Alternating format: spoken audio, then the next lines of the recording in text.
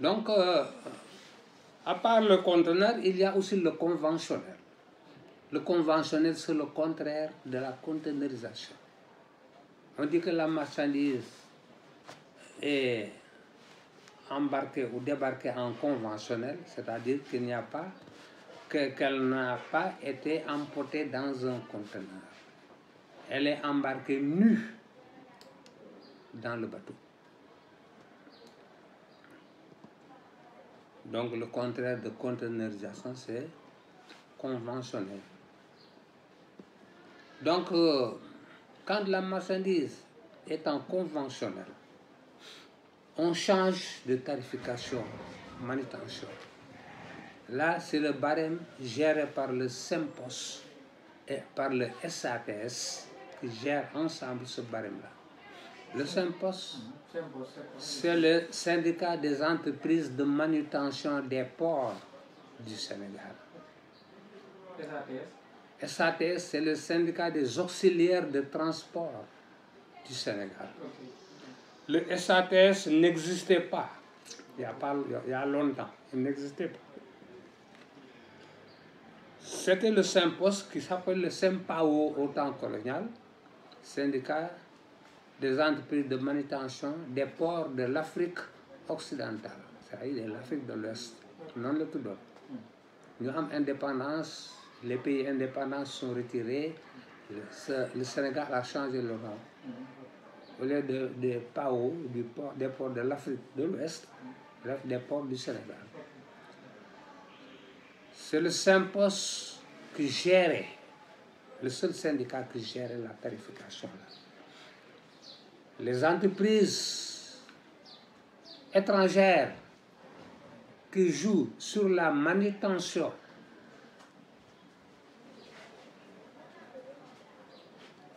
concernant les entreprises occidentales ont créé ensemble ce syndicat parallèle et ensemble, qui s'appelle le SATS, était ensemble avec le SEMPOS, continue à se concerter et à gérer ensemble le même barème. Donc, si la marchandise est en conventionnel, voilà ce barème qu'il faut sortir. Ce barème est une nomenclature qui reprend toutes les marchandises et tous les matériaux dans l'ordre alphabétique. Il les a positionnés dans l'ordre alphabétique, repris dans l'ordre alphabétique. Chaque produit avec des colonnes et des tableaux. Colonne de gauche, c'est le libellé des marchandises. Et il y a des colonnes maintenant en partant de gauche à droite. Il y a une première colonne à droite qui reprend ce qu'on appelle l'unité payante du produit. L'unité payante, c'est l'élément de base de la facturation.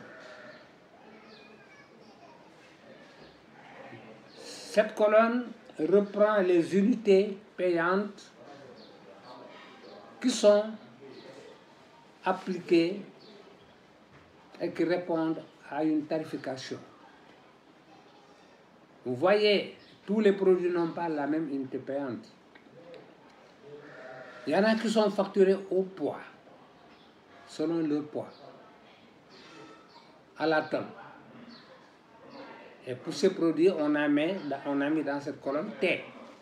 À chaque fois que vous voyez à gauche un produit, et sur la même ligne, première colonne, on met T, c'est parce qu'on facture le débarquement au tonnage, à la tonne. Il y a certains produits, on a mis unité dans cette colonne-là. Ça veut dire que ces produits-là ou ces marchandises-là, on ne les facture pas à la tonne en débarquement ou embarquement, mais on les facture selon leur nombre, le nombre de colis. C'est pour ça qu'on a mis unité. Unité, c'est le nombre. T, c'est le tonnage. Donc, un client qui vient vous dire que j'ai tel produit, regardez le barème.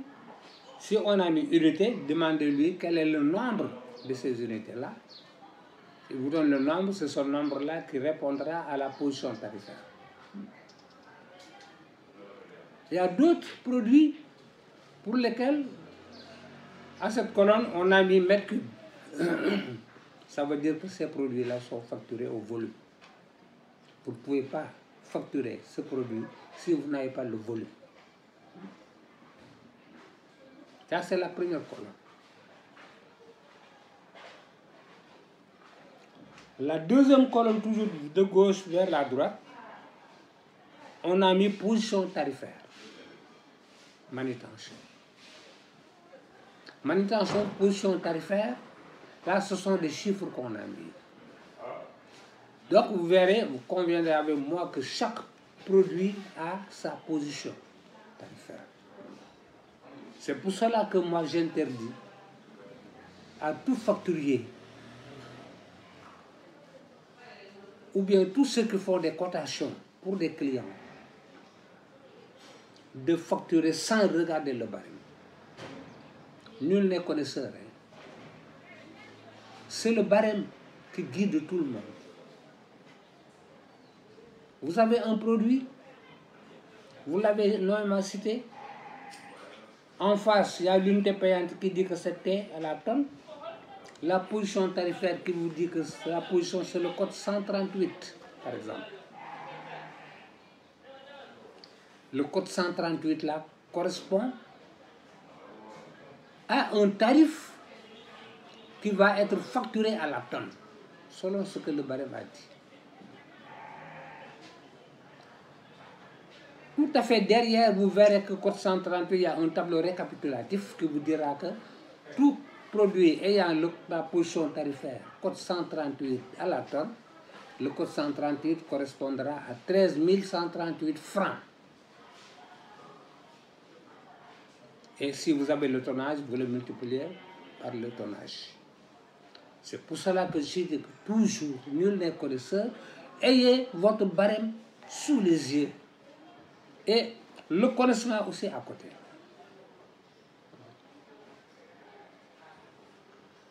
Position tarifaire, c'est la position manutention, terre, débarquement et ou embarquement qui répond à l'unité payante, première colonne, de gauche à droite. Si on a mis, par exemple, vous avez du bois, vous avez répertorié bois, correspond, on vous dit que première colonne, de gauche à droite, on a mis mètre cube. Le bois, vous verrez qu'on a mis mètre cube. Dites-vous que, où est le client? Il se présente devant vous, vous avez le volume de votre bois. S'il vous dit non, dites-lui que je ne peux pas vous facturer. Pourquoi? Parce que le barème me dit que le bois correspond à une unité payante qui replie au mètre cube. Alors, qu'est-ce que je vais faire? Demandez à votre fournisseur de vous envoyer le volume. Et qu'il le fasse pour que ça laisse des traces. Ou bien alors, regardez le manifeste, si vous avez une copie du manifeste, ou bien si c'est repris sur le connaissement. Si le volume et le poids sont repris sur le connaissement, le bois, vous avez le poids et le volume, mais le tarif ne vous dit pas tonne. Donc le tonnage vous n'est pas important. Le tarif vous dit mètre cube. Regardez que vous avez le volume. Le volume, nous l'avons, effectivement, c'est 120 mètres cubes, par exemple. Et vous continuez. Maintenant, à partir de ce moment, vous avez le droit de continuer, de rechercher. Position suivante, je vous dis que c'est le code 148. Et puis vous regardez au tableau et vous dit que ça correspond à 4 848 francs le mètre cube. Et vous posez votre opération. Donc, nul n'est connaisseur, je vous le répète, en matière de facturation, consultez le barème. Et faites ce qu'il vous dit, le barème. Même si votre patron vous dit que pour ce client-là, appliquez-lui telle position. qu'il vous le fasse par écrit, qu'il vous donne les instructions par écrit, mais pas verbal. Parce que demain, il y aura contrôle, on verra que vous avez fait autrement que ce qui est sur le barème, et il peut vous dire que ce n'est pas moi qui vous l'avais dit.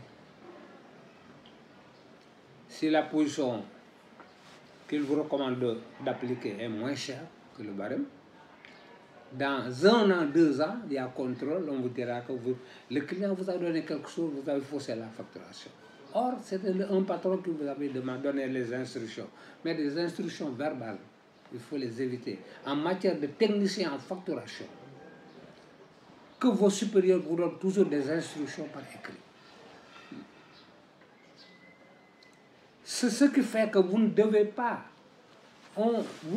facturer sans avoir le volume. C'est ça qui fait que aussi les instructions qu'on vous donne doivent être des instructions écrites pour que vous ayez des traces sur ça. Vous avez certains produits, par exemple un véhicule. J'ai importé un véhicule automobile. Le client vous le dit. Vous sortez votre tarif. Là où c'est, vous allez à V, véhicule qui vous renvoie à automobile. Vous regardez page D, là où se trouvent les A, vous voyez automobile. Le barème vous dit que automobile de moins d'1 tonne 500. Automobile de 1 tonne 500 à 3 tonnes. Automobile de plus de 3 tonnes jusqu'à 9 tonnes. Automobile de plus de 9 tonnes. Et là, contrairement à ce que vous a dit le client, j'ai importé un véhicule automobile. Donc, ces informations ne sont pas complètes. Dites-le, quel est le poids de ce véhicule? Parce que la tarification ne dépend pas de la valeur du véhicule, ne dépend pas aussi de l'âge du véhicule, mais de son poids. Il lui dira que c'est un véhicule qui fait 4 tonnes. Confirmez-moi ça, vous avez le connaissement, il sort le connaissement, il vous le donne. C'est un véhicule qui fait 4 tonnes. Là, vous situez maintenant un véhicule de 4 tonnes dans votre tarif. Vous allez voir, il y a une première ligne. Véhicule de moins d'1 tonne 500, ce n'est pas là-bas. Véhicule de 1 tonne 500 à 3 tonnes, ce n'est pas là-bas. De plus de 3 tonnes jusqu'à 9 tonnes, voilà, c'est là-bas. Parce que vous avez un véhicule de 4 tonnes. Donc, de plus de 3 tonnes jusqu'à 9 tonnes. Le barème vous dit qu'à l'unité, vous avez besoin de l'unité, du nombre de véhicules. Vous dites au client, c'est combien de véhicules? Il vous dira un seul véhicule. Et vous avancez. L'unité payante, la position tarifaire, il vous dit que c'est le code 146. Vous allez au tableau récapitulatif qui vous dit que ça correspond à un prix de 101 791 francs par véhicule. Vous ne faites qu'écrire ce que vous dit le barème, hein? Facturation non réglable. Consultez le barème avant d'écrire. Le visage du client ne doit pas vous intéresser. Le donneur d'ordre ne doit pas vous intéresser. Ce que dit le barème, c'est ça qui doit vous intéresser. Vous ne faites qu'appliquer le barème. Vous avez vu? Bon, voilà en un mot comment le conventionnel est facturé. En débarquement. On verra que chaque produit aussi, les colonnes continuent. Parce que après la colonne manutention, il y a magasinage et ou gardiennage. Le magasinage et ou gardiennage, à l'exception des véhicules automobiles, se fait soit suivant un système qui fait que c'est un système progressif. Un magasinage qui dépasse 30 tonnes, 30 jours, vous avez un tarif qui répond aux 15 premiers jours. Ce tarif-là est majoré pour du 16e au 30e jour. Et si la marchandise n'est pas livrée, après 30 jours. il y a 3 tarifs possibles. Donc, à titre progressif, à l'exception des véhicules, qui a un tarif unique par le nombre de jours et par le nombre de véhicules. Alors que le magasinage, c'est par tonne, jour, tarif tonne-jour. Le tarif répond à la tonne et au nombre de jours. Les 15 premiers jours, l'autre tarif, le poids, par les 15 jours suivants, par le nombre de jours, par le tarif, par tonne et par jour, et jusqu'à la fin. Pour les véhicules. Maintenant, pour les véhicules, le véhicule est facturé à l'unité par véhicule jusqu'à 9 tonnes. Dépasser 9 tonnes, toujours jusqu'à 9 tonnes, le véhicule est facturé par véhicule, en débarquement et ou embarquement, par véhicule. Maintenant, dépasser 9 tonnes, il n'est plus par le tarif, il n'est plus considéré comme véhicule automobile, mais comme colis lourd. Et là, ça nous amène à un autre problème. La partie la plus difficile en facturation. Les colis lourds. On va le voir tout de suite. Donc, les véhicules jusqu'à 9 tonnes par véhicule est facturé à l'unité. Et son magasinage aussi est facturé par unité et par jour. Donc, tu vas parler de véhicules. Véhicule aussi, il faut savoir, j'ai l'habitude de le dire, il faut définir ce qu'on appelle les véhicules automobiles, selon le barème. Le véhicule automobile, c'est le matériel roulant, aménagé pour transporter des personnes ou des marchandises. C'est des véhicules automobiles. Ce sont les véhicules de tourisme.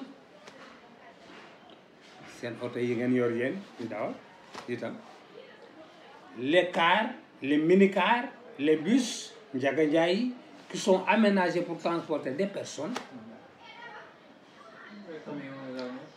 Et qui sont aménagés pour transporter des marchandises. Ce sont les remorques, les semi-remorques, les camions. Voilà les véhicules automobiles. Tout matériel roulant n'est pas considéré comme véhicule automobile par le tarif. Le barème dit que véhicule automobile, ils ne l'ont pas écrit en noir sur blanc, c'est le matériel roulant aménagé pour transporter des personnes ou des marchandises. Les engins de manutention n'en font pas partie. Les engins de chantier n'en font pas partie. Les engins de travaux publics ne sont pas des véhicules aussi, n'en font pas partie. Les tracteurs agricoles ne sont pas des véhicules automobiles, n'en font pas partie. Selon le barème. Selon le barème. Là, on ne les facture pas à l'unité. On les facture au poids ou au volume s'il passe colis lourd. Si les véhicules automobiles On les facture au poids ou au volume à l'avantage de son colis lourd. Parce qu'une marchandise qui passe colis lourd, on verra sur les colis lourds, on ne peut pas facturer un colis lourd sans faire le rapport poids-volume. Un colis lourd, il faut faire le rapport poids-volume pour pouvoir le facturer. C'est poids-volume à l'avantage, pas du client, mais du manutentionnaire. Si le volume dépasse 3 fois le poids, on le facture au volume, le colis lourd. Mais si le volume, 3 fois le poids dépasse ce volume, on facture au poids. Et en facturant au volume, il y a une seule position tarifaire, le code 127. Mais s'il doit facturer au poids, il y a 3 positions tarifaires possibles. Code 138, code 139, code 140.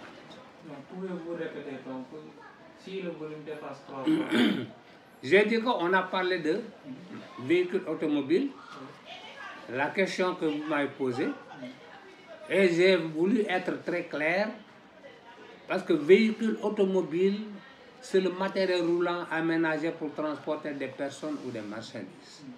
Il y a des... Et on les facture par unité, jusqu'à 9 tonnes, c'est le barème qui le dit.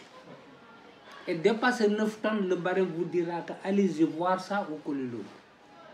Or, la règle de colis lourd dit que on ne peut pas facturer un colis lourd sans faire le rapport poids-volume. Il faut avoir les deux. Faire le rapport. Et le rapport, c'est 3 fois. Si tu veux te dire que le poids multiplié par 3 dépasse le volume, on facture le poids. Le poids multiplié par 3 inférieur au volume, on facture le volume. C'est important. Ça, c'est la règle de colis lourd. Ça ne fait pas de règle. La deuxième règle de colis lourd.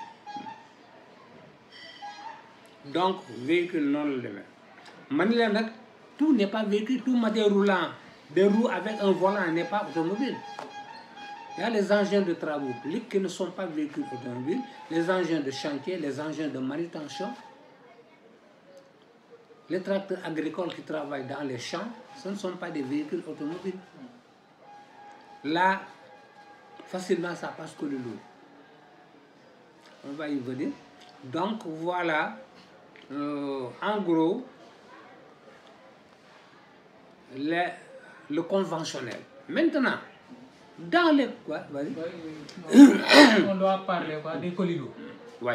D'accord, ça c'est une autre... Donc, il vous a expliqué les aspects un peu théoriques de la facturation. Maintenant, si vous voulez des cours de facturation, notre numéro est en bas de la description. Donc, veuillez nous contacter et puis on va vous mettre en rapport. Ok, merci beaucoup.